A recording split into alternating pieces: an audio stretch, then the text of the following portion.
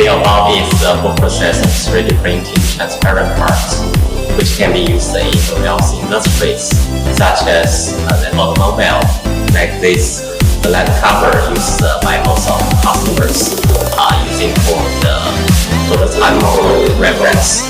Also like cosmetics and the beverage and industry for the auto design.